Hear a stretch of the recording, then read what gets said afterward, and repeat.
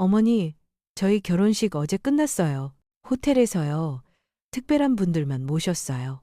나는 방금 윤인하게 닦은 송파집 거실 한가운데에 서 있었다. 의자 등받이에는 22만 원짜리 분홍색 원피스가 걸려 있었고 하얀 냅킨 사이에는 100만 원이 든 봉투가 끼워져 있었다. 그럼 나는 특별하지 않은 거니? 수학이 저편에서 서연은 회의 일정을 읽듯 몸이 건조하게 대답했다. 어머니는 연세도 있으시니 저희를 이해해 주셔야죠. 작은 예식이었어요. 전화기가 다시 울렸다. 민수였다. 엄마, 화내지 마세요. 증인만 필요했어요. 나는 말은 웃음을 터뜨렸다. 3년간 월세 70만 원을 꼬박꼬박 내준 엄마가 네 결혼식 증인 자격도 없다는 말이니? 짧은 침묵이 흘렀다. 이내 며느리가 꿀처럼 얇고 달콤하게 목소리를 낮췄다. 어차피 나중엔 다 저희 것이 될 텐데요. 때리에로. 나는 막 닦아놓은 제사상과 김이 모락모락 피어나는 보리차 주전자 톡톡 소리를 내며 익어가는 김치 접시를 보았다. 모든 것이 싸구려 가족 드라마의 소품처럼 보였다. 오늘부터 나도 특별한 사람만 돕는다. 수학이 저편에서 숨막히는 소리가 들렸다. 민수가 애원했다. 엄마, 집주인이 재촉해요. 이번 달만 좀 보내주세요. 나는 말을 잘랐다. 어제 특별했던 사람은 오늘도 마찬가지란다. 나는 전화를 끊고 스토리를 열었다. 화려한 웨딩 사진 속에서 사돈댁 부모님은 축배를 들고 있었다. 나는 없었다. 나는 옷장 문을 닫았다. 딸깍하고 불이 꺼졌다. 그리고 속삭였다. 내가 너희 생각대로 낡아빠진 ATM기라면 오늘부터 그 기계는 고장났다. 99%가 넘는 시청자분들께서 이 이야기를 조용히 끝까지 지켜만 보시고 좋아요나 구독을 누르지 않으십니다. 사실 터치 한 번이면 되는 아주 간단한 일인데요. 지금 당신이 계신 곳은 몇 시이고 어디에서 이 이야기를 듣고 계신가요? 그날 오후 송파 아파트의 거실은 여느 때보다 환했다. 그날 오후 송파의 아파트 거실은 여느 때보다 반짝였다. 나는 방금 식탁볼을 갈고 레몬 향이 나는 탈취제를 한 번 더 뿌린 뒤 허리를 숙여 나무 의자를 줄에 맞춰 바로 잡았다. 제사상도 깨끗이 닦았고 잿물도 새로 갈았으며 향도 반듯하게 꽂아두었다. 냉장고 구석에서는 지난주에 내가 직접 담근 배추김치가 알맞게 익어가는 중이었다. 집에 숨결처럼 작게 새어나오는 톡톡 소리가 들려왔다. 의자 등받이에는 옅은 분홍색 원피스가 조용히 걸려 있었다. 아들이 장가가는 날 그의 어머니인 내가 남들 앞에 떳떳하게 나서려면 이 정도는 필요하다고 생각했다. 식탁 서랍 안. 나는 하얀 냅킨 2장 사이에 100만 원이 든 봉투를 끼워두었다. 아들이 돌아와 소식만 전하면 바로 꺼내 손에 쥐어줄 참이었다. 식탁 위에 놓인 전화기가 울렸다. 화면에 뜬 이름은 서연. 며느리였다. 나는 잠시 망설이다 전화를 받았다. 두 아이가 결혼 날짜를 알려주려나 보다. 생각하니 마음은 여전히 기뻤다. 여보세요, 어머니?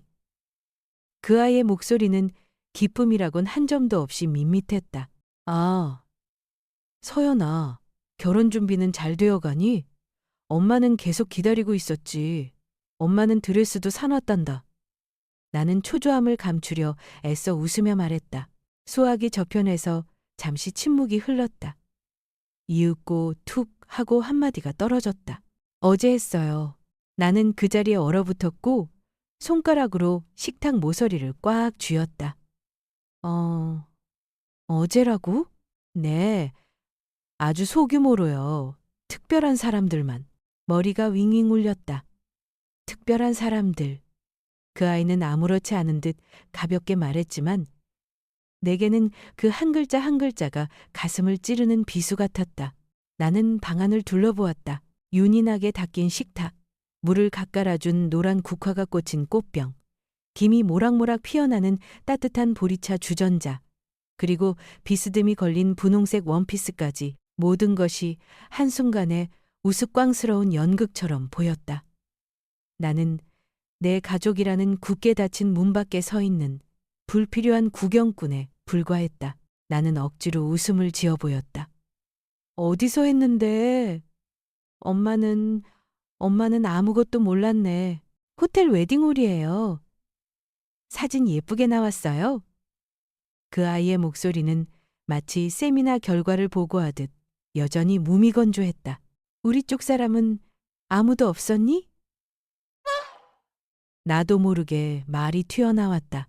긴 침묵이 답으로 돌아왔다. 그리고 그 아이는 말했다. 어머니, 바빠서 끊을게요. 전화가 끊어졌다. 나는 의자에 주저앉았다. 손에 들린 전화기가 돌덩이처럼 무겁게 느껴졌다. 내 시선은 서랍으로 향했다. 나는 서랍을 여러 백만 원이 든 봉투를 꺼냈다. 빳빳한 새 돈에서 톡 쏘는 종이 냄새가 올라왔다. SNS를 열었다. 서연의 스토리에 불이 들어와 있었다. 나는 그것을 눌렀다. 웨딩 사진들이 스쳐 지나갔다. 하얀 장미 부케, 고급스러운 연회장, 금빛 조명이 비치는 배경. 그 중심에는 검은색 정장을 입은 내 아들 민수가 하얀 드레스를 입은 신부 옆에 서 있었다. 그들 옆에는 환하게 웃는 신부 측, 부모님 축배를 드는 신부 친구들, 하트 모양을 만드는 신부 여동생이 있었다.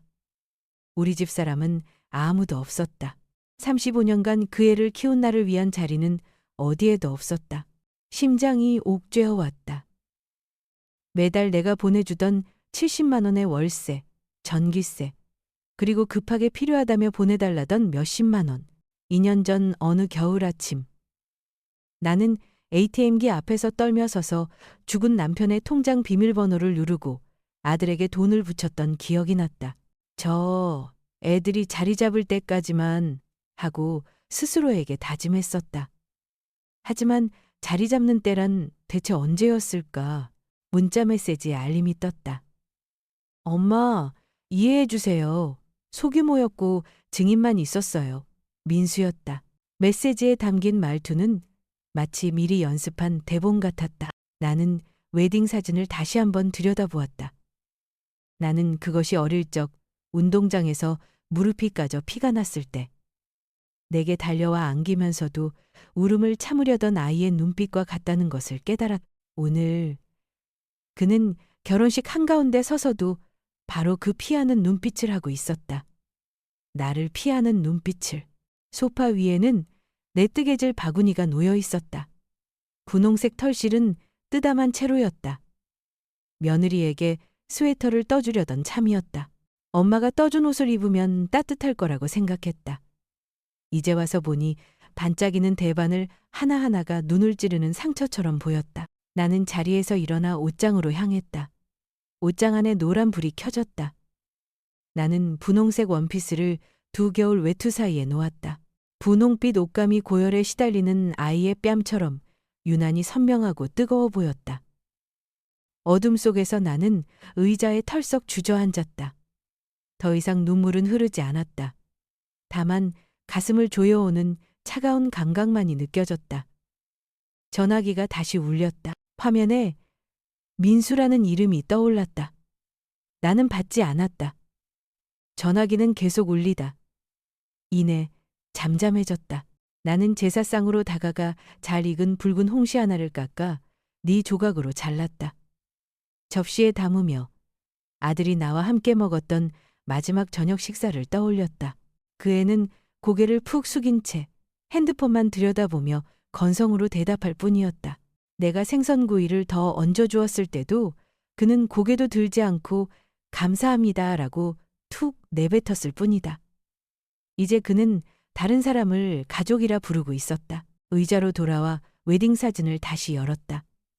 케이크를 자르는 두 사람, 반지를 교환하는 모습, 신부집에 작은 강아지를 안고 있는 사진, 한 장 한 장이 보이지 않는 뺨을 때리는 것 같았다. 나는 뜨개질과 설거지, 요리로 거칠어진 내 손을 내려다보았다. 손가락이 미세하게 떨렸지만 마음속에서는 가느다란 분노의 끈이 조여지기 시작했다. 문자 메시지가 또 하나 떴다. 엄마, 사진 때문에 마음 상했다면 미안해요. 나는 실소를 터뜨렸다. 미안하다고? 지난 3년간 엄마를 탈탈 털어먹고 그 대가로 돌아온 것이 고작 문자 메시지로 보낸 미안하다는 말 한마디라니. 나는 일어나 창문을 열었다. 가을 바람이 불어와 떨어진 은행잎 냄새를 실어 날랐다. 멀리서 잠실 세내역을 지나는 지하철 소리가 들려왔다. 나는 깊게 숨을 들이쉬며 차가운 공기가 가슴 깊이 스며들게 했다. 머릿속에서는 기억들이 슬라이드처럼 스쳐 지나갔다. ATM기 카드 인식 소리. 엘리베이터가 고장났을 때 아들 집에 끙끙대며 들고 올라갔던 10kg짜리 쌀포대. 냉장고에 넣어주었던 밑반찬 통들. 그 모든 것은 결국 특별한 사람들이라는 세 글자를 얻기 위한 대가였고 나는 그 안에 포함되지 않았다. 나는 창문을 닫고 전화기를 책상 위에 뒤집어 놓았다. 방 안은 소미불처럼 두껍고 무거운 침묵에 잠겼다. 그 정적 속에서 나는 내 심장 박동 소리를 똑똑히 들을 수 있었다. 더 이상 빠르지 않고 느리고 억눌린 박동이었다. 옷장 속 분홍색 원피스는 조용했고 불빛은 이미 꺼졌다. 서랍 속의 돈 봉투는 말없는 증거처럼 그 자리에 있었다. 그리고 내 마음속에서 무언가가 변하고 있었다. 눈물은 차가움으로 변해갔다. 나는 거실 불을 껐고 어둠이 아파트를 뒤덮었다. 그 어둠 속에서 나는 다른 누구도 아닌 바로 나 자신에게서 비롯된 속삭임을 들었다. 이제부터 내 부재의 값을 치르지 않을 것이다. 그날로부터 정확히 7일 후 내가 옷장 문을 닫고 노란 불빛이 꺼졌던 그 밤으로부터 그날로부터 정확히 7일 후 내가 옷장 문을 닫고 그 안에 노란 불빛이 꺼졌던 그 밤으로부터 전화벨이 울렸다. 아침 8시가 조금 넘은 시간 나는 식탁에 앉아 아침으로 먹을 배를 깎고 있었다. 반짝이는 과도가 껍질을 파고들자 배즙이 흘러 손가락을 적셨다. 전화벨은 계속해서 다급하게 울렸고 발신자 이름은 선명했다. 서연. 나는 잠시 동작을 멈췄다. 오래된 습관 탓에 심장이 반사적으로 쿵 하고 뛰었다. 혹시 급한 일일까봐 당장 받아야 한다는 생각. 하지만 손에 배즙이 묻어있어 몇 번 더 울리게 내버려 둔 뒤에야 전화를 받았다. 여보세요, 어머니. 오늘의 그 아이 목소리는 더 이상 차갑지 않았다. 부드러워지고 한껏 작아져 있었다. 마치 밤새 잠을 설친 사람처럼. 지금 집주인이 계속 재촉해요. 이번 주 안에 월세 안 들어오면 계약 바로 해지한다고. 나는 잠시 침묵하며 수화기 너머로 들려오는 그 아이의 다급한 숨소리를 들었다. 내 앞에는 보리차 잔에서 희미한 김이 피어오르고 있었다. 구수한 곡물 향이 달콤한 배즙 냄새와 섞였다. 어머니, 혹시 이번 달도 좀 도와주실 수 있을까요? 저희가 진짜 곤란해서 목소리는 애원하듯 낮고 길게 늘어졌다. 나는 배를 깎던 숟가락을 접시에 내려놓고 마른 행주에 손을 닦았다. 그리고 전화기를 고쳐잡고 느리고 정확하게 한 글자씩 말했다. 서연아, 저는 특별한 사람만 도와요. 수화기 저편은 얼어붙은 듯 고요했다. 나는 일주일 전 그 아이가 나를 결혼식에서 배제하기 위해 썼던 바로 그 단어. 특별한에 힘주어 말했다. 이제 내가 그 말을 돌려주는 것이었다. 마치 칼을 테이블 위에 올려놓되 칼끝이 정확한 방향을 향하도록. 마른 침 삼키는 소리가 들리더니 떨리는 목소리가 이어졌다. 어머니, 그럼 저희는 특별하지 않은 거예요? 나는 웃지도 화내지도 않고 그저 담담하게 대답했다. 나는 너희라고 하지 않았다. 특별한 사람이라고 했지. 긴 침묵이 흐른 뒤 뚝 전화가 끊겼다. 나는 전화기를 식탁에 내려놓았다. 나는 찻잔을 들어 한 모금 마셨다. 차는 이미 식어 밍밍했지만 목구멍을 깨끗하게 씻어내리는 듯했다. 10분도 채 지나지 않아 전화가 다시 울렸다. 이번에는 민수였다. 아들의 이름이 낡은 흔적처럼 화면에 떠올랐다. 나는 받지 않았다. 벨이 길게 울리다 끊어지도록 내버려 두었다. 곧바로 문자 메시지가 도착했다. 엄마, 통화 좀 해요. 나는 열어보지 않았다. 그저 전화기를 뒤집어 놓고 다시 과도를 들어 배를 한 조각 더 잘랐다. 아삭하게 씹히는 배는 달콤했지만 목구멍에서는 무언가 걸린 듯 답답했다. 점심때 나는 쓰레기 봉투를 들고 지하로 내려갔다. 봉투 안에는 흠집 난 플라스틱 통 몇 개와 금이 간 물병, 그리고 몇 년째 남아있던 죽은 남편의 낡은 셔츠 몇 장을 버렸다. 분리수거함 앞에 서서 종이류 칸에 가득 쌓인 영수증과 컵라면 용기, 맥주 캔들을 보았다. 내가 그 애들을 위해 남몰래 내주었던 수많은 공과금 고지서들이 떠올랐다. 퍽하는 마른 소리가 마치 문장의 끝을 맺는 마침표처럼 단호하게 들렸다. 올라오는 길에 자판기에 들러 따뜻한 물 한 병을 샀다. 예전 같았으면 혹시 애가 들를지도 모르니 한 병을 더 샀겠지만 오늘은 오직 나를 위해서만 샀다. 집에 돌아와 낡은 작은 수첩을 펴고 지출 내역을 적어둔 페이지를 들췄다. 빛바랜 파란색 글씨가 보였다. 월세 70만, 생활비 추가 20만, 병원비 15만, 약국 7만. 기록들은 하나의 일기장처럼 길게 이어져 있었다. 나는 펜을 내려놓았다. 더 이상 기록하지 않았다. 어느 겨울 한가운데 ATM기 앞에서 떨리는 손으로 비밀번호를 누르며 아들에게 돈을 붙이던 때가 생각났다.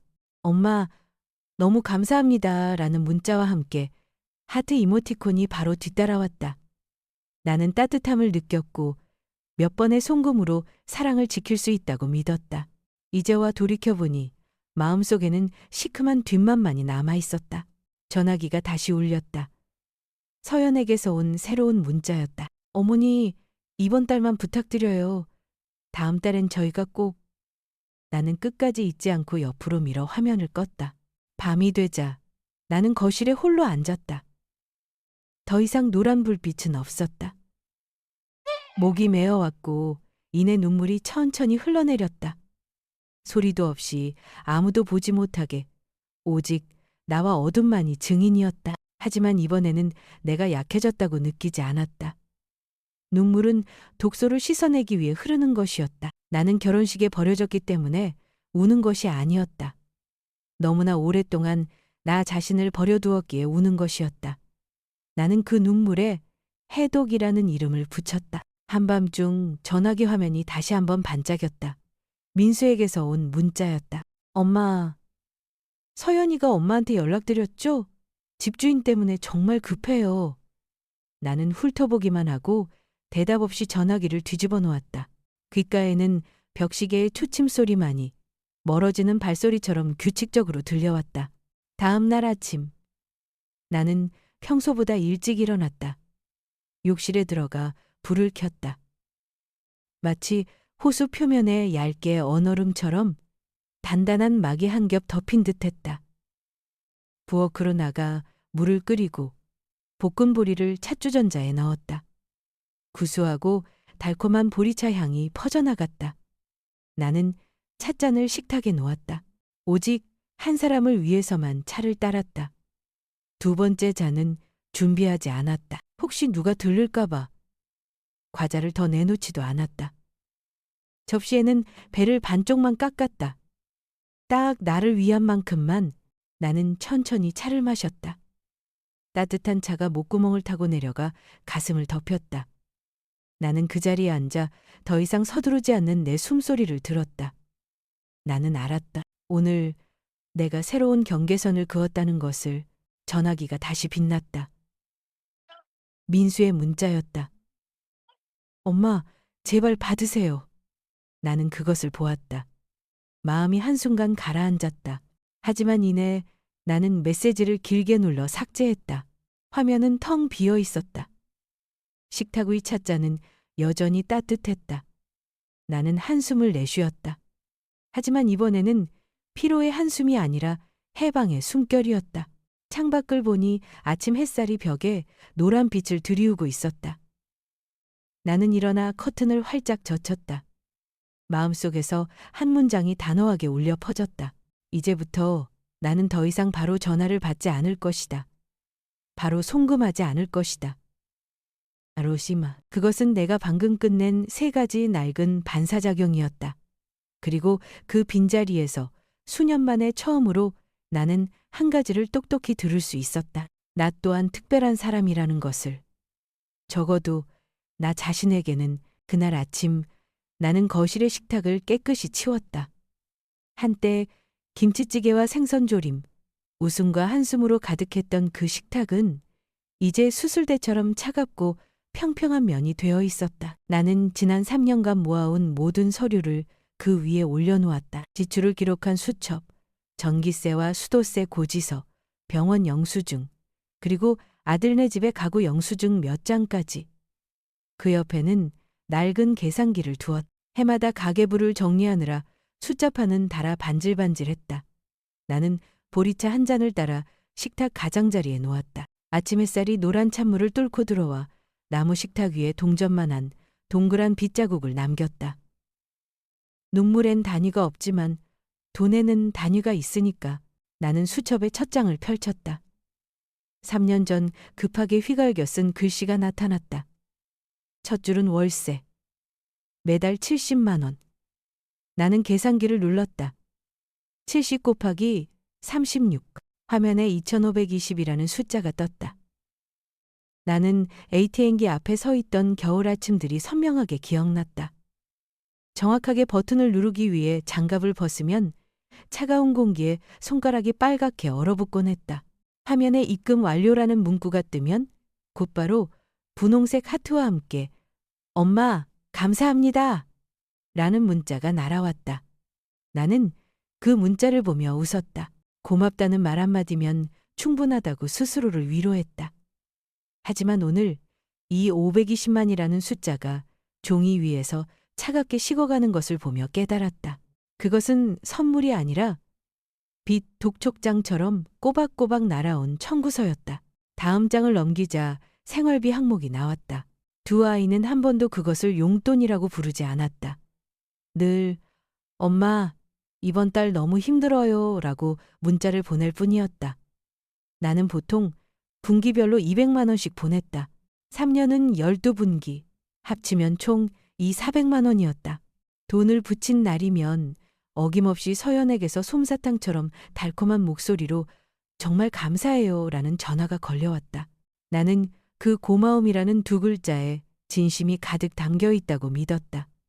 하지만 그 고마움은 통장이 채워질 때까지만 유효했다가 이내 사라져버렸다. 그 옆에는 내가 대신 내주었던 전기세, 수도세, 가스비, 고지서들이 있었다. 평균적으로 매달 12만 원, 3년이면 432만 원이었다. 에어컨을 하루 종일 틀었던 여름에는 15만 원을 훌쩍 넘기기도 했다. 나는 에어컨 수리비 60만 원, 밥솥 수리비 8만 원, 인덕션 교체비 18만 원, 영수증도 함께 끼워두었다. 종이 한 장 한 장이 기억의 조각이었다. 수리기사가 왔을 때 땀을 뻘뻘 흘리며 엄마 도와줘라고 전화하던 아들, 그리고 그 부름에 허둥지둥 달려갔던 나, 그들 집의 가구에도 내 손길이 닿아 있었다. 120만 원짜리 검은색 소파, 14만 원짜리 전자레인지, 16만 원짜리 압력밥솥, 9만 원짜리 냄비 세트, 25만 원짜리 작은 원목 식탁. 그 식탁을 부엌에 놓아주던 날 오후가 기억난다. 민수는 엄마 되게 좋아 보이네라며 웃었고 서연은 그저 웃는 얼굴에 이모티콘 하나를 보냈을 뿐이다. 나중에 갚을게요 라는 말은 누구에게서도 듣지 못했다. 병원에 달려갔던 날들도 떠올랐다. 민수가 축구를 하다 발목을 삐었을 때 15만 원. 서연이 배가 아프다며 영양제를 샀을 때 7만 원. 나는 영수증을 아직도 가지고 있었다. 생일, 크리스마스, 연애 기념일, 겨울 외투까지. 나는 그 항목 옆에 하트 표시를 해두었다. 의무가 아닌 애정에서 비롯된 돈이라고 스스로에게 일깨워주기 위해서였다. 하지만 오늘 그것들을 모두 합치고 나니 사랑 또한 숫자로 환산될 수 있다는 것을 깨달았다. 그리고 내가 초대받지 못한 결혼식 비용도 있었다. 예약금 50만 원, 웨딩드레스 35만 원, 메이크업 20만 원, 부케 12만 원. 나는 드레스숍 근처 카페에 앉아 남은 도넛을 손에 든 채 단 것을 먹으면 기분이 나아질 거라고 스스로를 위로했던 기억이 났. 그때 며느리는 어머니, 저 바쁘니까 먼저 들어가세요 라고 문자를 보냈다. 그날 나는 내가 그저 그림자일 뿐이며 호텔 웨딩 사진 속에는 내 자리가 없다는 사실을 알지 못했다. 그 외에도 셀 수 없이 많은 자잘한 비용들이 있었다. 수리기사를 대신 맞아주러 그들 집에 오갔던 택시비, 대신 받아준 택배, 3년간 80만 원은 좋게 넘었다. 카드값을 대신 막아준 150만 원, 핸드폰 보험료 9만 원, 청소기 22만 원, 커튼 11만 원. 마치 장례식 행렬처럼 저마다 묻혀버린 돈 액수를 들고 지나갔다.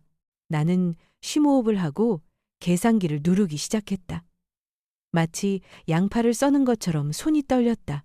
이 520 더하기, 이 400 더하기, 432 더하기, 60 더하기, 8 더하기, 18 더하기, 120 더하기, 14 더하기, 16 더하기, 9 더하기, 25 더하기, 7 더하기 15 더하기 300 더하기, 50 더하기, 35 더하기. 화면에 313만 원이라는 숫자가 떠올랐다.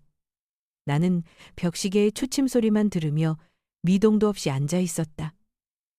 그리고 어림잡아 빠진 금액들을 더해 반올림했다. 약 4,500만 원. 나는 종이 한가운데에 큰 글씨로 썼다. 총액 45,000원. 펜 끝이 종이에 닿는 소리가 마치 망치 소리처럼 건조하게 울리며 나에게 현실을 직시하라고 강요했다. 3년. 4,500만 원. 나는 모든 서류를 접어 천 가방에 넣었다. 보리차는 이제 완전히 식어 단맛보다 쓴맛이 더 강하게 느껴졌다. 나는 외투를 걸치고 집 근처 공원으로 걸어갔다. 잔디밭에서 아이들이 서로를 쫓아 뛰어놀고 있었다. 한 아이가 넘어졌다가 벌떡 일어나 무릎을 툭툭 털고는 활짝 웃었다. 예전에 민수가 보였기 때문이었다. 그 애도 저렇게 넘어졌지만 엄마를 보고 나서야 울음을 터뜨렸었다. 그날 나를 감싸던 작은 팔이 이제는 돈을 내밀라고 손 벌리는 어른의 손이 되어버렸다. 나는 계속 걸었다. 발밑에서 노란 은행잎이 바삭거렸다. 길 끝에는 국민은행 건물이 서 있었고 유리창이 눈부시게 빛났다. 나는 멈춰서서 차가운 금속 손잡이에 손을 얹었다. 유리 너머로 김대호 지점장이 고개를 들다 나와 눈이 마주쳤고 가볍게 고개를 끄덕이며 인사했다. 그 작은 몸짓 하나가 그간의 거짓된 감사하다는 말보다 더 큰 위로가 되었다. 나는 문손잡이를 꽉 쥐었다.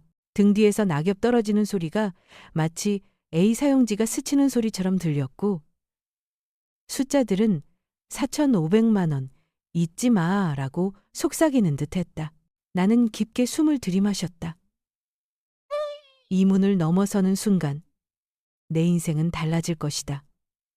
더 이상 말없이 돈만 대주는 엄마가 아니라 내 삶의 회계감사관이 되는 것이다. 그리고 은행 문틈이 미세하게 열리는 그 순간 나는 알았다. 내 식탁은 수술을 마쳤고 내 심장은 다시 뛰기 시작했으며 내 삶의 집도인은 바로 나 자신이었다. 아침에 은행은 햇살 가득한 온실처럼 환했다. 자동 유리문이 열리자 에어컨에 차가운 바람이 불어와 등줄기를 살짝 적셨다. 나는 곧장 VIP 고객 창구로 향했다. 그곳에는 김대호 지점장이 기다리고 있었다. 그의 표정은 판에 밝힌 듯한 업무용 미소가 아니라 홀로 찾아온 노인에게 보내는 특별한 종류의 관심이었다. 모든 자동 이체를 해지하고 싶습니다. 나는 말했다. 목소리는 담담했지만 심장은 단단하게 뛰고 있었다. 그 한마디는 지난 3년간 나를 올가매던 밧줄을 가느다란 칼날로 끊어내는 것처럼 선명하게 울려 퍼졌다. 김대호 지점장은 잠시 놀란 듯 하더니 이내 전문가다운 태도를 되찾았다. 그는 서류를 넘기며 한 장 한 장 꺼내 보였다. 확실하시겠습니까? 이 항목들은 모두 아드님 이름으로 되어 있는데요. 확실합니다. 나는 흔들림 없이 그의 눈을 똑바로 보며 대답했다. 그는 잠시 침묵하더니 한숨을 내쉬었다. 솔직히 말씀드리면 어머님은 너무 과하셨어요. 누구나 이렇게 할 수 있는 건 아닙니다. 이제는 어머님 자신을 위해 남겨두세요. 그 말은 작지만 달콤한 메스가 되어 내 마음속의 종양을 깨끗이 도려내는 듯했다. 나는 한 글자 한 글자 서명했다. 펜 끝이 종이를 스치는 사각사각 소리가 영원히 닫히는 문소리처럼 들렸다. 은행을 나서는 발걸음이 한결 가벼워진 것을 느꼈다. 초가을 하늘 아래 한강에서 불어오는 바람이 시원했다. 나는 은행나무 가로수 아래에 섰다. 노란 잎들이 마치 저를 환송하는 꽃가루처럼 바삭이며 떨어졌다. 수년 만에 처음으로 나는 더 이상 돈을 요구하는 문자의 꼭두각시가 아니었다. 나는 가방을 들고 천천히 집으로 향했다. 하지만 아파트 단지 근처에 다다랐을 때 불길한 예감이 발걸음을 멈추게 했다. 정문 바로 앞에 차 3대가 나란히 주차되어 있었다. 민수의 번쩍이는 검은색 차, 서현의 익숙한 흰색 차, 그리고 다른 지역 번호판을 단 낯선 세단 1대. 우리 집 창문 커튼이 마치 안에서 누군가 움직이는 것처럼 미세하게 흔들리고 있었다. 심장이 거세게 뛰기 시작했다. 나는 서둘러 층으로 올라가 열쇠를 꽂았다. 문이 열리는 순간 눈앞의 광경에 나는 그 자리에 얼어붙었다. 제사상 위 하얀 국화가 아직 깨끗한 내 거실은 서류들로 어지럽혀져 있었다. 오늘 아침 내가 계산을 위해 사용했던 바로 그 식탁에는 낯선 남자가 앉아 있었다. 회색 정장에 단정한 넥타이, 은퇴 안경이 콧등으로 살짝 미끄러져 내려와 있었다. 그는 마치 수천 번은 해본 일인 양 익숙한 손길로 내 서류 뭉치를 한 장씩 넘기고 있었다. 민수는 창백한 얼굴로 그 옆에 서서 내 시선을 피했다. 서연은 팔짱을 낀 채 의자에 기대 앉아 있었는데 그 모습은 마치 미리 짜놓은 연극을 지휘하는 연출가 같았다. 어머니, 앉으세요. 서연이 입을 열었다. 달콤하지만 칼날처럼 날카로운 목소리였다. 이분은 한기호 변호사님이세요. 저희가 어머니 서류 정리를 도와드리려고 모셨어요. 어머니를 위한 일이에요. 나는 여전히 문지방에 서 있었다. 발이 돌처럼 무거웠다. 내 시선이 빠르게 방안을 훑었다. 개인정보 파일, 통장, 심지어 서랍 깊숙이 넣어둔 보험 증서 몇 장까지. 모든 것이 그 낯선 남자 앞에 펼쳐져 있었다. 어째서? 민수가 황급히 수습하려 했다. 어머니, 그게 아니라 저희는 그냥 확인만 하려고요. 나중에 처리하기 쉽게 어머니 걱정 안 하시게. 하지만 한기호 변호사의 목소리가 그 말을 잘랐다. 어머님께서 몇 가지 위임장에 서명을 해주시면 자제분들이 대신 관리하기가 수월해집니다. 연세가 있으시니 피곤하실 수 있고. 그는 고개를 들어 나를 보았다. 조금도 피하지 않는 눈빛. 그것은 돕겠다는 눈빛이 아니라 내 집 한복판에 앉아있는 포식자의 눈빛이었다. 나는 가방끈을 꽉 쥐었다. 피가 머리로 쏠리는 기분이었다. 아침에 내가 모든 돈줄을 끊고 숨통이 트였다고 생각했는데 집으로 돌아오니 그들은 바로 내 식탁 위에 매복진지를 꾸려놓았다. 나는 방안을 다시 둘러보았다.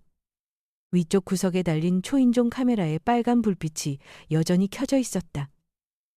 작은 디테일 하나였지만 내 머릿속에 번개가 쳤다. 증거. 나는 안으로 들어서며 최대한 평온한 목소리를 유지하려 애썼다. 내 집에서 내가 손님이 된 건가? 아무도 대답하지 않았다. 내 말은 바닥으로 무겁게 떨어져 익숙하지만 낯설어진 공간 속에서 공허하게 울렸다. 나는 의자를 끌어당겨 앉아 한기호 변호사를 똑바로 쳐다보았다. 아침에 나는 은행에서 나를 묶던 밧줄을 끊는 서명을 했다. 오후에 바로 내 집에서 그들은 위임장이라는 또 다른 밧줄을 던지며 내 서명을 기다리고 있었다. 피가 들끓었. 수년간 억눌려왔던 분노가 터져나올 것 같았지만 나는 여전히 침묵을 지켰다. 한 가지만은 분명했다. 이제부터 이 집에서 내쉬는 숨 하나하나가 전쟁이 될 것이라는 것. 오늘 아침 내가 계산기를 올려놓고 지난 3년간 쏟아부은 돈을 한 푼 한 푼 헤아리던 바로 그 식탁이 이제는 전쟁터가 되어 있었다. 식탁 한가운데에는 옅은 푸른색의 딱딱한 표지로 깔끔하게 묶인 두툼한 서류 뭉치가 놓여 있었다. 표지에는 위임장이라는 글자가 굵게 인쇄되어 있었다.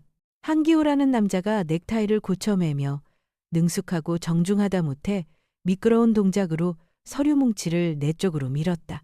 하지만 그 정중함이 오히려 온몸에 소름을 돋게 했다. 여기에 서명하시면 됩니다. 그가 법정의 배경음악처럼 매끄러운 목소리로 말했다. 이후 모든 일은 자제분들이 어머님을 대신해서 처리할 겁니다. 한결 마음이 가벼워지실 겁니다. 나는 손을 내밀지 않았다. 빨래와 걸레질로 굳은 살이 박인 내 두 손은 평생 처음으로 허벅지 위에서 꼼짝도 하지 않았다. 민수가 초조한 눈빛으로 나를 바라봤다. 그는 마른 침을 삼키고는 말했다. 엄마, 사인하세요. 요즘 자주 깜빡깜빡하시고 헷갈려 하시잖아요. 엄마, 걱정 덜어드리려는 거예요. 가슴속에서 무언가 금이 가는 소리가 들렸다. 아들은 나의 멀쩡한 정신을 깜빡하고 헷갈리는 것으로 치부했다. 내가 키워낸 아들이 이제 엄마를 걱정해서라는 명분으로 엄마의 권리를 빼앗으려 하고 있었다. 나는 침묵하며 아들의 얼굴을 똑바로 쳐다보았다. 아들은 시선을 피했다.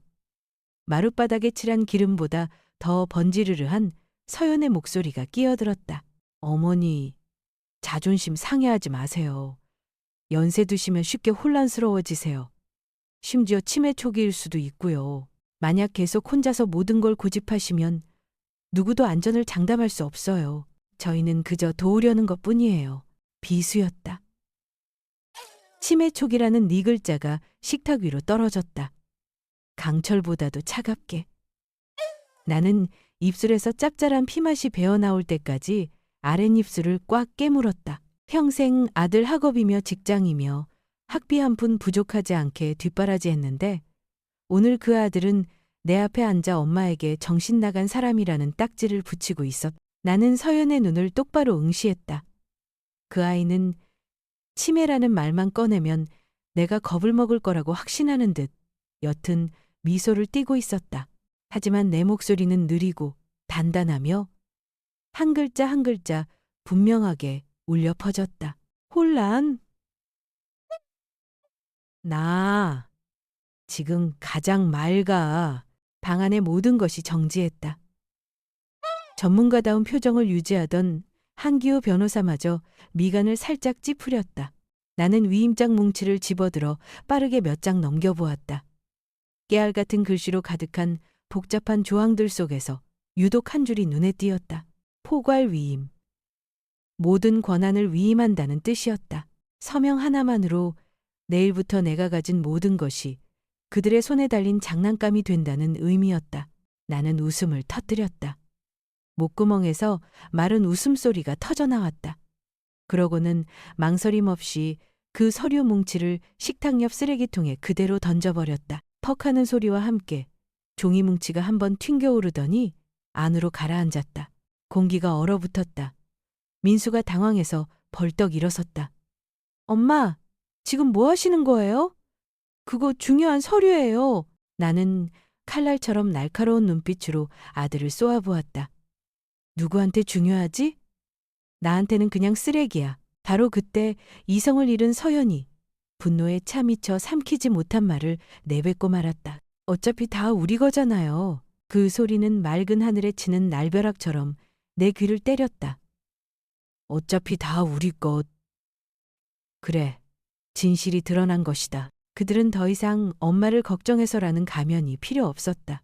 나는 두 손으로 식탁을 짚고 일어서며 단호하게 말했다. 나가. 민수의 얼굴이 하얗게 질렸다. 엄마, 무슨 말씀이세요? 여긴 엄마 집이지만 나는 법정의 망치 소리처럼 더 높은 목소리로 그의 말을 잘랐다. 그래, 여긴 내 집이야. 그리고 이제부터 이 집을 자기 집으로 여기는 사람은 존중하는 법부터 배워. 그게 아니면 나가. 한기호 변호사가 일어섰다.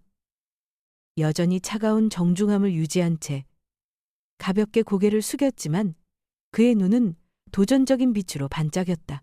신중히 생각하시는 게 좋을 겁니다. 어차피 저희는 다시 만나게 될 테니까요. 가정법원에서. 나는 대꾸하지 않았다.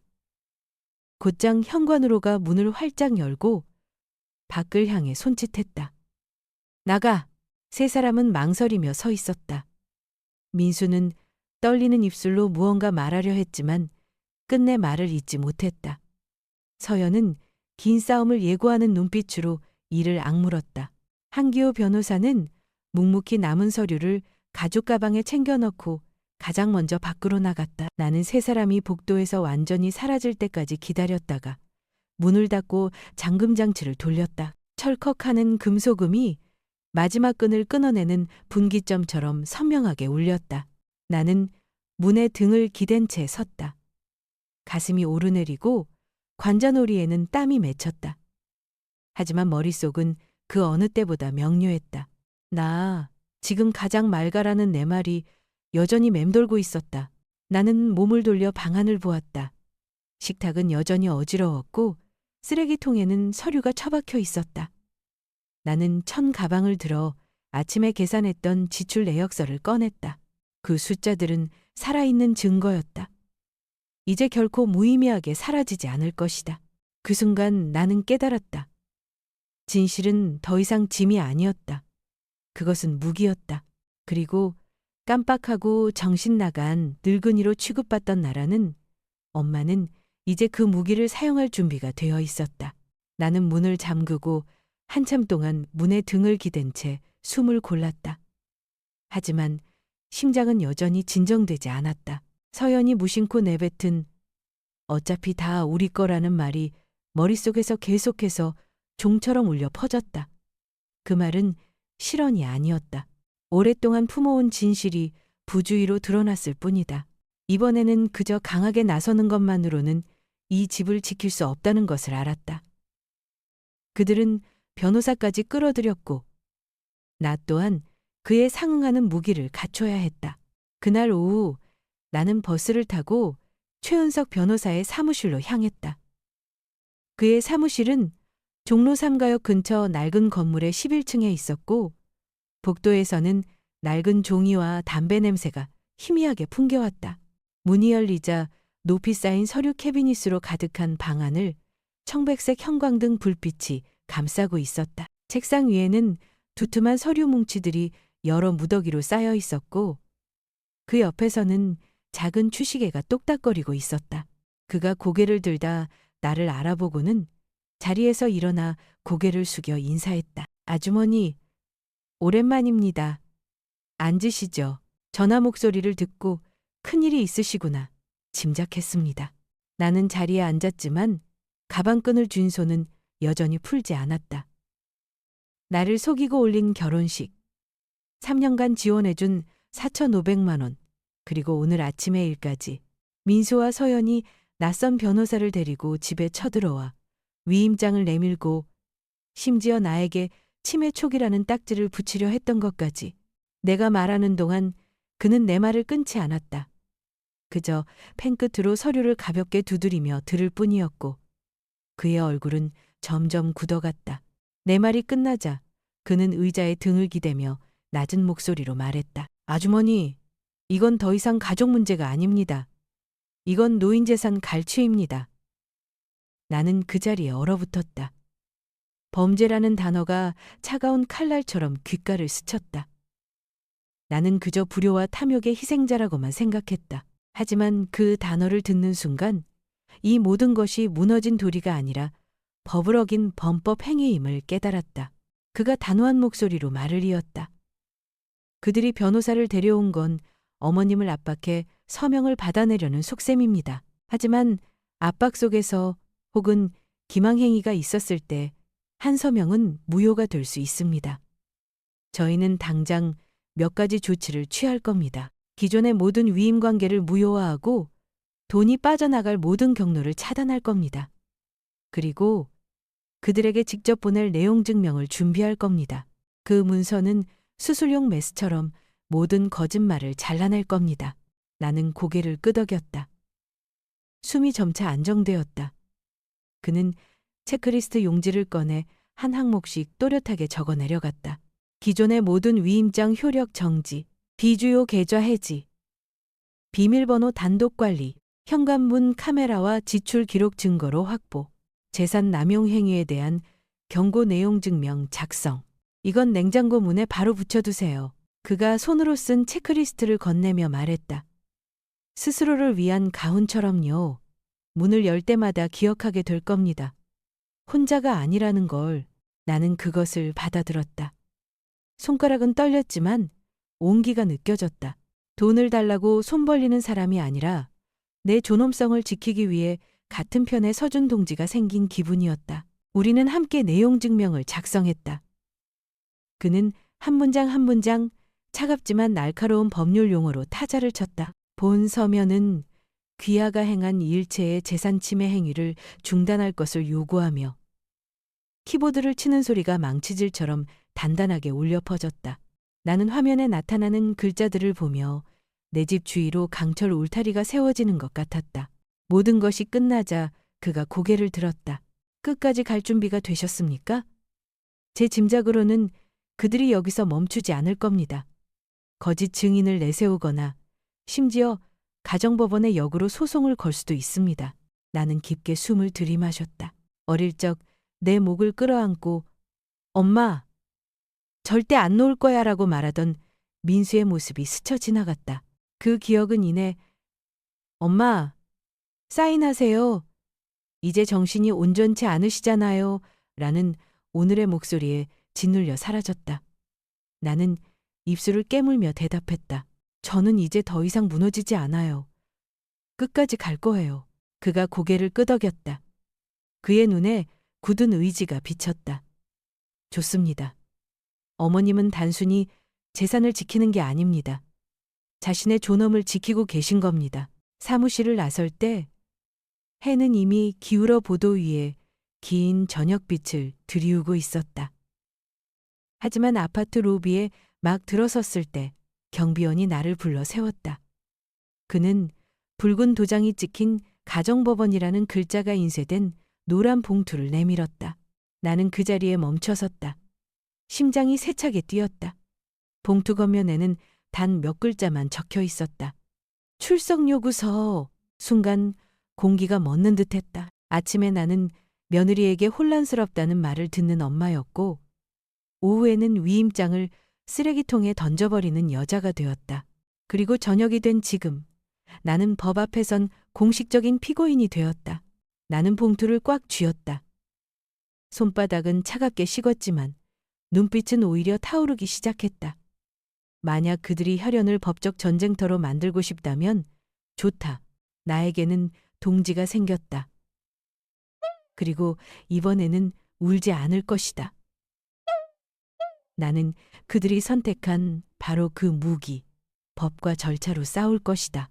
99%가 넘는 시청자분들께서 이 이야기를 조용히 끝까지 지켜만 보시고 좋아요나 구독을 누르지 않으십니다. 사실 터치 한 번이면 되는 아주 간단한 일인데요. 지금 당신이 계신 곳은 몇 시이고 어디에서 이 이야기를 듣고 계신가요? 그날 아침은 공기가 쌀쌀했다. 나는 가정법원 앞 나무 벤치에 앉아 두 손을 무릎 위에 단정히 올려놓았다. 소환장이 든 봉투는 너무 꽉 쥔 탓에 모서리가 구겨진 채 주머니 안에 있었다. 나는 깊게 숨을 들이마시고는 상어의 눈처럼 차가운 창문들이 박힌 회색빛 건물을 올려다보았다. 오늘 나는 처음으로 이곳에 들어섰다. 다른 사람의 재판을 구경하기 위해서가 아니라 나 자신을 지키기 위해서. 법정하는 형광등 불빛이 차갑게 내리쬐었고 나무 방청석은 반질반질하게 닦여 있었다. 왼편 피고인석에는 민수와 서연이 마치 효심지극한 부부라도 되는 양 단정한 옷차림으로 나란히 앉아 있었다. 그들 옆에는 그들이 선임한 한기호 변호사가 두툼한 서류 뭉치를 정리하고 있었다. 그들은 2명의 증인도 데려왔다. 한 명은 몇 달간 같은 건물에 살았던 이웃이라는 희끗희끗한 머리의 외국인 미스터 데이비스였고, 다른 한 명은 약사라는 미스터 그린으로 선량해 보이는 인상에 처방전 뭉치를 들고 있었다. 오른편에는 최은석 변호사와 내가 앉았다. 우리 앞 테이블 위에는 은행 서류 몇 장과 지출을 기록한 수첩, 그리고 작은 USB 하나가 전부였다. 자료는 몇 안 됐지만 전부 사실이었다. 판사가 차분한 목소리로 입을 열었다. 증거 심리를 시작하겠습니다. 한기호 변호사가 자신감 넘치는 목소리로 나섰다. 재판장님, 제 의뢰인인 아드님과 며느님은 어머님을 깊이 걱정하고 있습니다. 어머님은 자주 혼동하시고 날짜도 잊으십니다.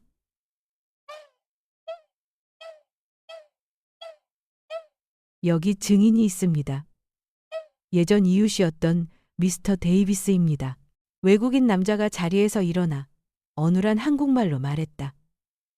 저는 그분이 밤새 문을 열어두신 것을 본 적이 있고 엘리베이터도 3번이나 잘못 누르셨습니다. 방청석에서 작게 웅성거리는 소리가 들렸다. 나는 주먹을 꽉 쥐었지만 아무 반응도 하지 않았다. 최 변호사가 내 손목을 가볍게 건드리며 기다리라는 신호를 보냈다.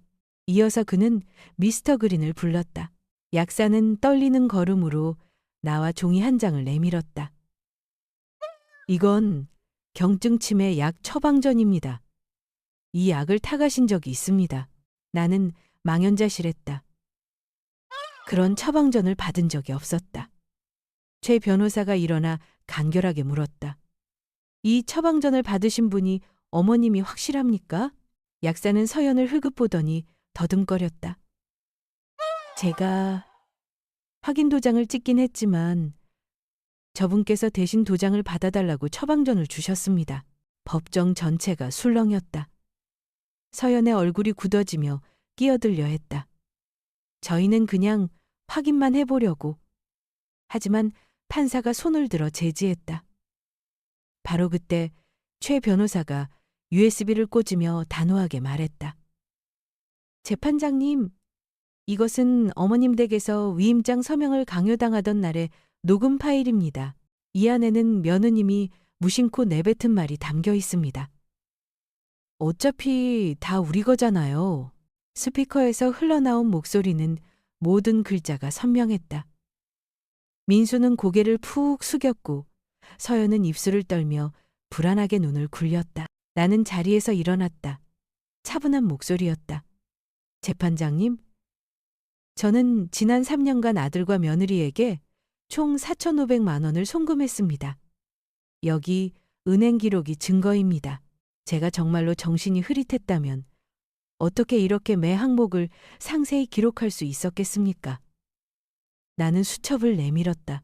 월, 일, 금액이 한 줄 한 줄 정성껏 적힌 페이지들이었다. 판사는 몇 장을 넘겨보더니 작게 고개를 끄덕였다.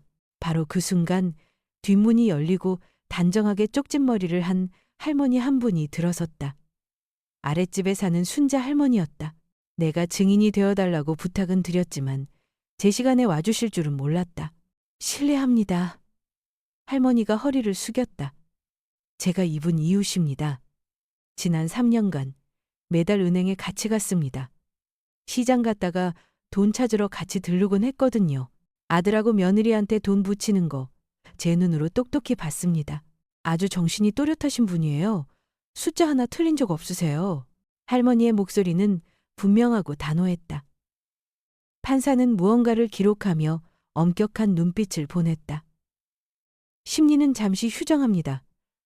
다음 기일을 잡도록 하겠습니다. 판결은 아직 내릴 수 없습니다. 민수가 분노로 얼굴이 일그러진 채 벌떡 일어섰다. 엄마, 왜 이렇게까지 하세요? 저희 망신 주려는 거예요? 나는 몸을 돌려 차가운 목소리로 말했다. 진실은 누구에게도 망신을 주지 않아. 그저 가면을 벗길 뿐이지. 말은 칼날처럼 날카롭게 떨어졌다. 서연은 가방끈을 꽉 쥐었고 눈빛은 어둡게 가라앉았다.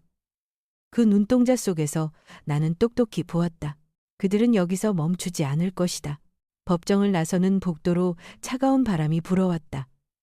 나는 싸움이 이제 막 시작되었음을 알았다. 오늘은 진실이 이겼지만 내일 그들은 다른 방법으로 수위를 높여올 것이다. 흐린 아침이었다. 창밖으로 이슬비가 옅게 내렸다. 가스레인지에 주전자를 올리자마자 지난 재판 이후 아직 가라앉지 않은 초조한 심장 박동처럼 물이 보글거리기 시작했다. 바로 그때 초인종이 길게 울렸다. 조용한 아파트 전체에 날카로운 소리가 울려 퍼졌다. 나는 깜짝 놀라 현관문 카메라 화면을 보았다. 화면에는 옅은 푸른색 정장을 입고 공무원증을 목에 건 남자가 서 있었다. 신분증에 적힌 글자는 선명했다. 복지센터 조사관. 나는 문을 살짝 열었다. 남자는 정중하게 미소 지었지만 눈빛은 차가웠다. 안녕하십니까? 어머님께서 치매 증상이 있고 재산관리 능력이 부족하다는 신고가 접수되었습니다. 안녕? 확인차 방문했습니다. 목구멍이 바싹 마르는 것 같았지만 나는 서둘러 대답하지 않았다. 묵묵히 그를 안으로 안내하고 보리차 한 잔을 앞에 놓아주었다. 그는 수첩을 펴고 펜을 들더니 말을 시작했다. 신고자는 어머님께서 갑자기 지원금을 끊으셨고 자녀를 의심하거나 계좌를 잠그는 등 비정상적인 행동을 보인다고 했습니다. 이런 증상은 보통 편집증이 있을 때 나타나곤 합니다. 그는 잠시 말을 멈추고 내 반응을 살피듯 나를 똑바로 쳐다보았다. 나는 깊게 숨을 들이마시고는 전화기 버튼을 눌렀다. 몇 분 후 최은석 변호사의 차분하고 단단한 목소리가 들려왔다. 아무 말씀 마십시오. 바로 가겠습니다. 조사관이 미간을 찌푸렸다. 변호사를 부르셨습니까? 저는 행정적인 절차를 밟는 것뿐입니다. 심각한 사안은 아닙니다. 나는 평정을 유지하며 말했다. 저는 제 자식에게 서류로 사기를 당할 뻔했습니다. 이제 어떤 질문도 심각하지 않다고 여기지 않습니다. 그는 순간 당황한 듯 했지만 계속해서 무언가를 기록했다. 그렇다면 정신이 온전하다는 증거를 보여주실 수 있겠습니까?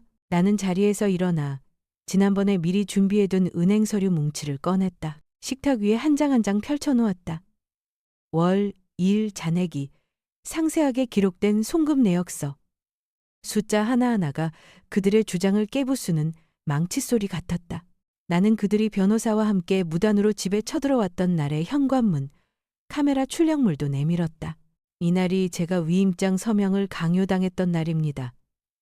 제가 정말 정신이 흐릿했다면 이렇게 카메라를 켜고 증거를 남길 수 있었을까요?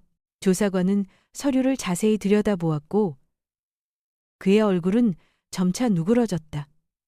바로 그때 초인종이 다시 울렸다. 이번에는 가죽 가방을 든 최은석 변호사가 들어섰다. 그는 짧게 허리를 숙여 인사하고는 자리에 앉았다. 제가 이분의 법률 대리인입니다. 조사 기록에 명확히 남겨주시기 바랍니다. 강요 행위, 재산 침해, 그리고 근거 없는 신고가 있었습니다. 이것은 노인 재산 갈취, 즉 형사범죄를 구성할 수 있습니다. 그의 목소리는 강철 같았고 한 글자 한 글자가 수수령 메스처럼 날카로웠다. 조사관은 순간적으로 몸을 뒤로 뺐고 관자놀이에는 땀이 송골송골 맺혔다. 그는 수첩을 넘겨 몇 줄을 지우더니 나직이 한숨을 쉬었다. 저는 사실을 보고할 의무가 있을 뿐입니다. 하지만 그는 말을 멈추고 나를 바라보았다. 아드님은 여기서 멈추지 않을 겁니다. 제가 이런 경우를 많이 봤는데 돈이 얽히면 가족은 더 이상 가족이 아니게 되더군요. 공기가 무겁게 내려앉았다. 나는 떨리는 손을 탁자 아래로 감추며 가볍게 고개를 끄덕였다. 조사관은 서류를 챙겨 인사하고 밖으로 나갔다. 나와 최 변호사는 그를 따라 복도까지 나갔다. 지하 주차장 아래 익숙한 검은색 차 한 대가 가장자리에 바싹 붙어 주차되어 있었다. 차창이 내려가 있었고 운전석에 앉은 민수의 실루엣과 그 옆에 서연이 희미하게 보였다. 그들은 차에서 내리지 않고 마치 어둠 속에서 먹잇감을 노리는 포식자처럼 우리 집 현관문을 뚫어져라 쳐다보고 있었다. 현관문 카메라는 여전히 작은 빨간 불을 깜빡이며 모든 것을 기록하고 있었다. 나는 최 변호사를 돌아보며 낮은 목소리로 말했다. 보셨습니까?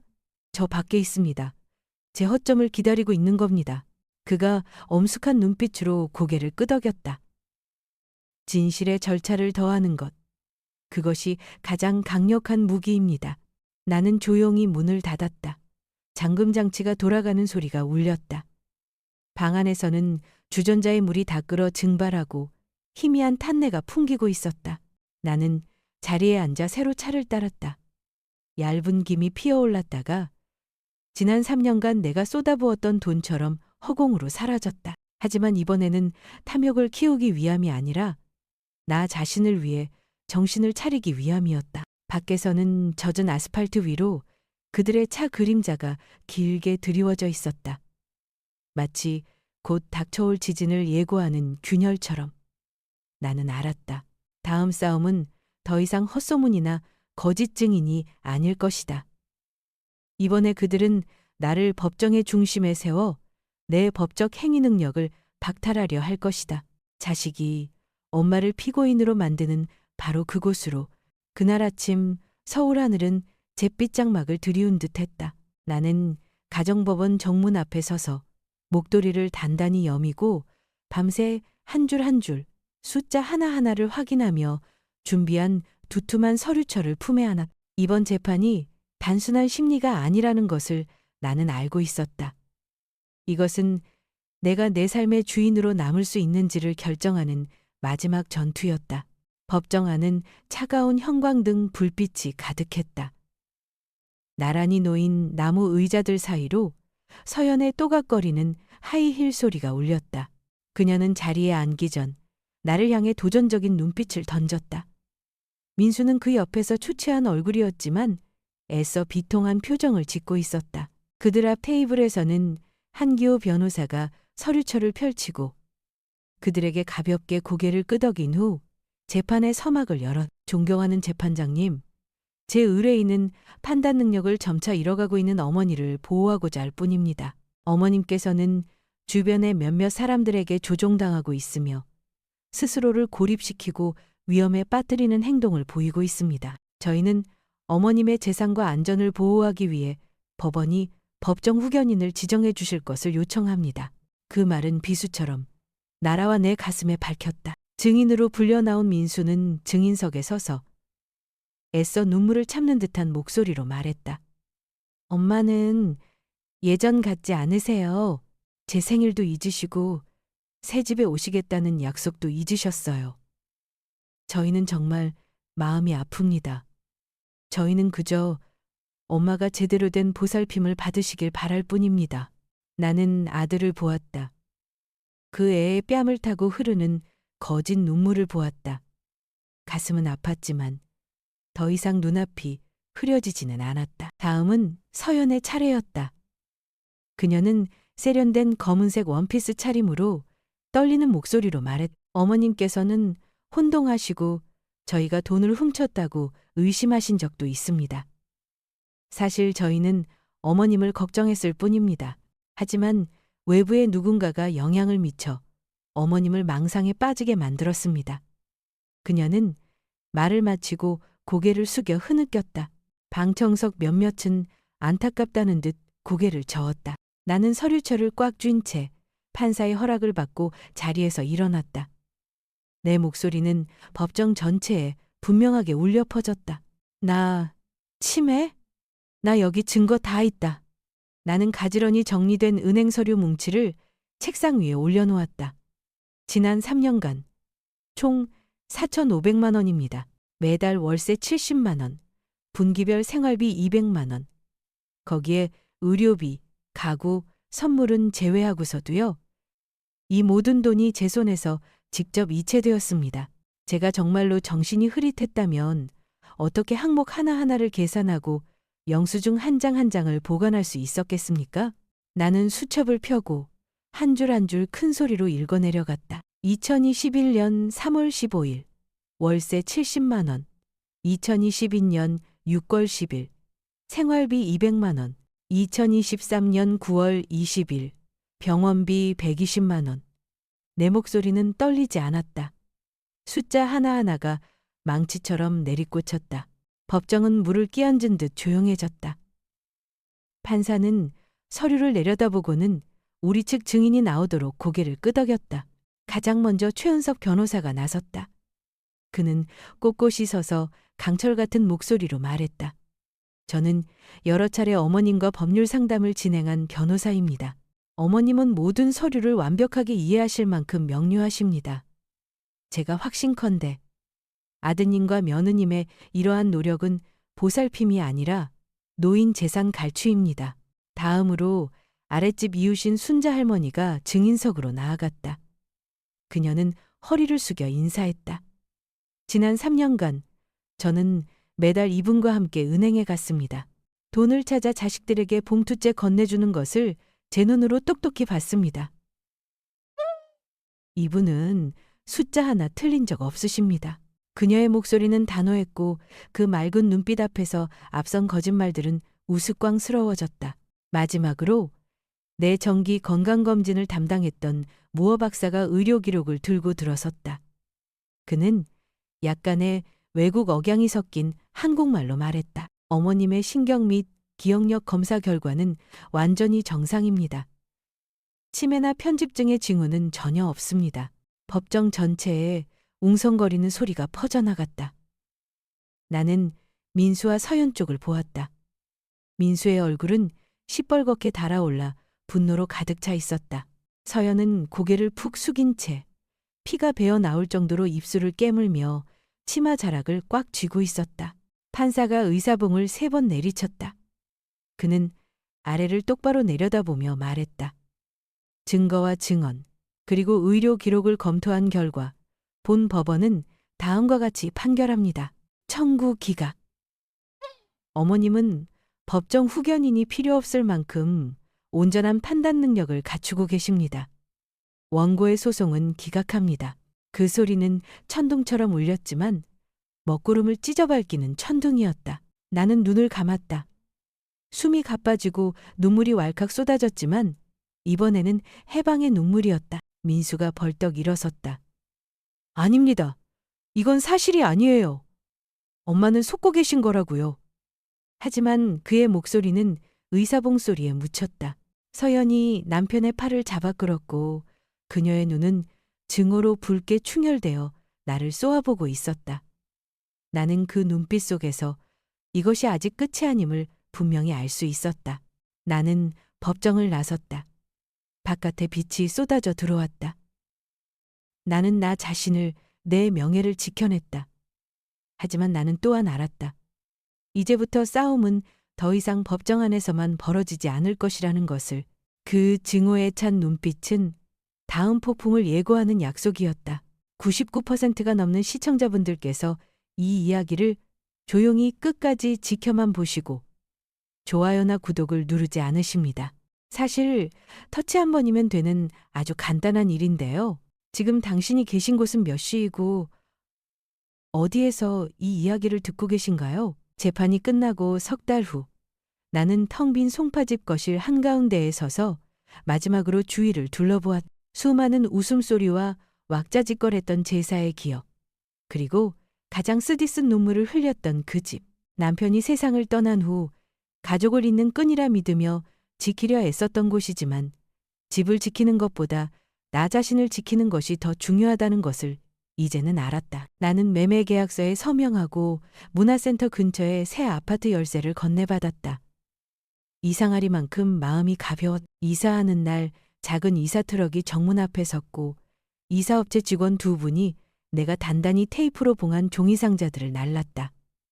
나는 많은 것을 가져오지 않았다. 낡은 노쇠 냄비 세트, 이불 몇 채, 그리고 남편이 생전에 직접 만들어준 작은 나무장. 나는 넓은 거실도 민수와 서연이 골라주었던 가죽 소파도 그들이 내 마음을 아무렇지 않게 짓밟고 갔던 흔적처럼 남은 마룻바닥에 긁힌 자국들도 모두 남겨두고 왔다. 새 아파트는 70제곱미터 약 21평 남짓했지만 환했고 남양 베란다에는 햇살이 가득 쏟아져 들어왔다. 이사 온 첫날 나는 벽에 세달력을 걸고 매주 일요일 저녁 6시 30분에 빨간 동그라미를 쳤다. 더 이상 누가 음식을 가져다 주기를, 갑작스러운 초인종 소리를 기다리지 않았다. 대신 그것은 나 자신과의 약속이었다. 일요일은 나를 위해 사는 날. 매일 아침 나는 에코백을 메고 집 근처 문화센터로 걸어갔다. 처음에는 손이 떨려 붓질이 서툴고 물감이 번졌지만 선생님은 온화하게 웃으며 말했다. 처음부터 잘 그리는 사람이 어디 있겠어요? 중요한 건 아주머니께서 색을 다시 보는 법을 배우고 계시다는 거예요. 나는 미소 지으며 지난 세월 걱정이라는 잿빛으로만 세상을 보는데 익숙해져 있었다는 것을 문득 깨달았다. 이제 종이 위로 번져나가는 초록색, 노란색, 보라색 물감은 내가 잃어버렸다고 생각했던 삶의 다채로운 빛깔들 같았다. 수업 외에도 나는 순자 할머니와 함께 봉사활동 모임에 나갔다. 우리는 경로당에 가서 홀로 사시는 어르신들께 김치찌개를 끓여드렸다. 한 번은 90살이 넘으신 할머니께 국을 더 퍼드리자 할머니가 내 손을 꼭 잡았다. 고마워요. 따뜻한 밥은 사람을 살려요. 그 소박한 한마디에 눈시울이 뜨거워졌다. 나는 혈연만이 정을 나누는 유일한 길이 아님을 깨달았다. 때로는 낯선 이의 손이 혼자라고 생각했을 때 당신을 붙잡아 주기도 하는 법이었다. 저녁에 집에 돌아오면 나는 가끔 핸드폰으로 송파집의 낡은 보안 카메라 영상을 보곤 했다. 화면에는 텅 비어버린 집이 나타났다. 커튼은 반쯤 걷혀 있었고 더 이상 다툼도 무언가를 뒤지는 사람의 그림자도 없었다. 나는 한참을 바라보다 나직이 웃었. 이제 진짜 자유다. 그 텅 빈 공간은 더 이상 위협이 아니라 내가 그곳에서 벗어났다는 증거였다. 어느 날 나는 부산에 사는 언니에게 전화를 걸었다. 각자의 삶에 바빠 서로 소원하게 지냈었다. 언니, 나 이제 살 것 같아. 수화기 저편에서 언니의 웃음소리가 들려왔고 목이 메는 듯 했다. 늦게라도 알게 돼서 다행이다. 이제부터라도 네가 하고 싶은 대로 해. 나는 고개를 끄덕였다. 마음속에 묵직하게 자리 잡고 있던 돌덩이가 사라진 듯 가벼웠다. 밤이 되면 나는 종종 베란다에 앉아 있었다. 눈앞에 펼쳐진 도시의 야경은 마치 별이 쏟아져 내린 듯 노란 불빛으로 번져나갔다. 테이블 위에는 보리차 찻잔에서 옅은 김이 피어올랐고 밤바람이 머리카락을 스치고 지나갔다. 나는 눈을 감고 마당에서 노는 이웃집 아이들의 웃음소리와 멀리서 들려오는 전철 소리를 들었다. 소박하고 평범한 일상의 소리들이 내게 평온을 가져다 주었다. 한 번은 순자 할머니가 놀러와 노란 국화 한 다발을 건네주었다. 그녀는 꽃을 테이블에 놓으며 말했다.